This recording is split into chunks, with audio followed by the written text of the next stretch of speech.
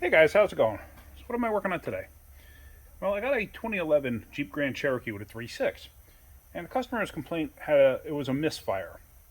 So I went and I looked at misfires on it, had a check engine light, and it had a P0300 multi-cylinder misfire, only code.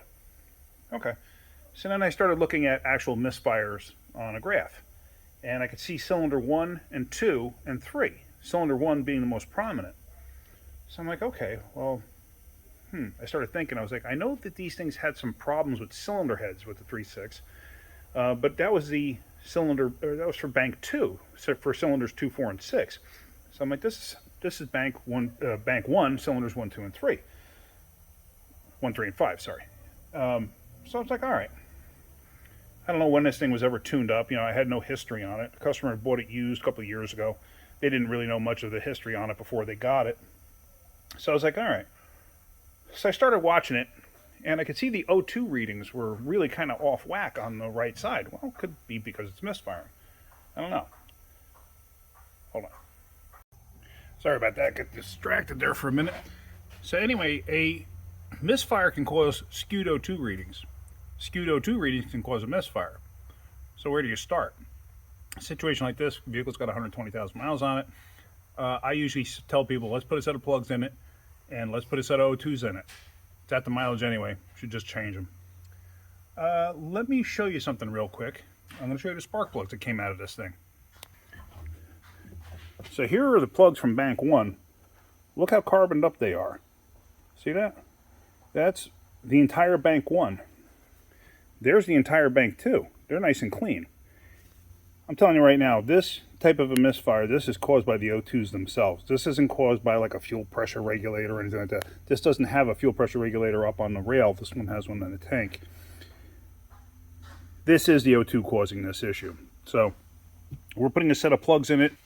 Customer decided he wanted to put a set of coils on it too, so we're putting a set of coils on it. And we're going to put upstream O2s in it. I'm going to see what happens. I'm going to take it for a road test and go from there. So let me get a set of plugs in this and get the O2s in this and go from there. Okay, got the O2 out on that side. I actually got it changed over. So here's the O2, and as you can see, it's all carboned up. Kind of goes with that. If I had one bad injector, I would see one plug carboned up or fuel fouled. Technically, it's not fuel fouled. I mean, it is, but it's not wet or anything like that. But yeah, since I got all three doing it, I'm thinking this is just going to be a bad O2. So now I got to put this thing up in the air so I can change the other O2 on the other side. So let me get that changed over, and then we're going to take this thing for a road test. Alright guys, so I'm all together with the Grand Cherokee. The right side O2 sensor is not bad. You can get to it from underneath the hood. The left side, when it's a four-wheel drive, is kind of a pain. You got to pull the cross member out, the front drive, the cross member for the tranny, the front drive shaft out, and there's a heat shield there. It's easier to take that out, at least it is for me. And also take the downstream O2 out so you can actually get your hand up inside there to get to the upstream O2 sensor. So I got everything changed over, and I just cleared the codes out. I didn't start anything yet, so let's start it. Oops, turn that off. All right.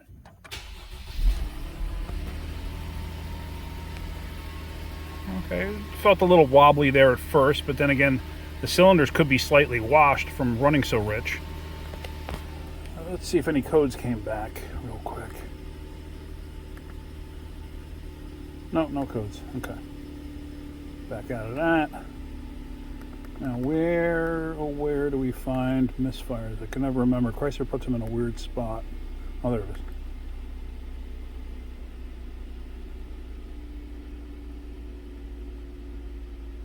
Cylinder 3 had 3, cylinder 5 had 1.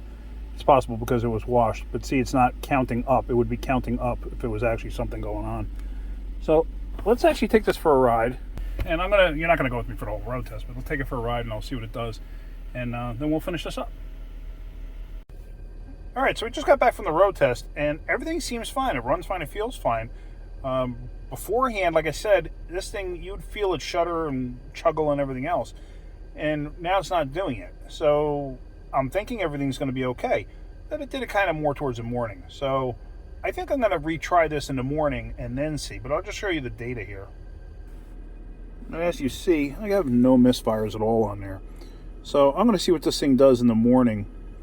And then at that point, I'll decide if it's good enough to go back to the customer or not. I mean, it's running a million times better than it did before. Even after road testing it, it was still misfiring. You could definitely feel it. And now it's not doing that anymore. The reason I might have had a couple of misfires on there is the cylinders could have gotten washed. What does that actually mean? Well, when you overload a cylinder with fuel, the fuel can actually wash the oil residue off. There's a light coating of oil that stays on the sleeve where the piston rides up and down, and the rings are what scrape that away. But if you have fuel there, what happens is the fuel washes that oil residue away from there, and you can actually lose compression. Also, you're overloaded with it. You could have carbon buildup, all sorts of stuff. So it's possible it all blew out. Who knows?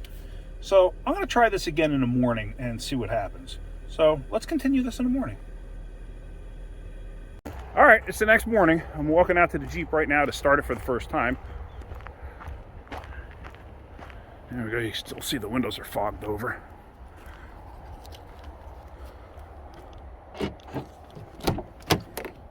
I didn't grab my scanner yet. If it has a misfire, then I'll grab my scanner. Let's see.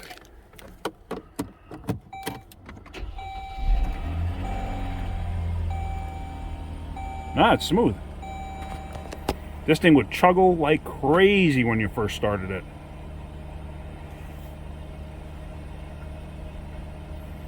All right, I'm happy with that. This thing's very smooth. All right, so I think we have success here. Now, the dashboard says it's 52. I actually think it's more like 42. When the temperatures are cool like this, if your car sat overnight and you start it for something, don't just start it and then shut it off, because you can actually create like a rich condition that'll flood the motor out. Let it run for a little while. Let it actually get some engine temperature in it before you shut it off. I can't tell you how many times we've gotten cars in, especially when I was up in New York. Toyotas were a little more prevalent for this, but you get cars in that wouldn't start because somebody had started it, shut it off, did something, came back out to it, and then tried to start it, and the motor flooded. And fuel injected cars too. It was kind of commonplace. Some of you may know about that. But yeah, so I'm gonna let this run for a little while. It's nice and smooth. It's perfect. I'm happy with this, and I know the customer's gonna be happy because before this thing chuggled like crazy. You know, whole vehicle shook. So, all right. I hope you get something out of my videos. If you do, hit that like button. If you could, please subscribe. All right, guys, have a great day. Keep wrenching.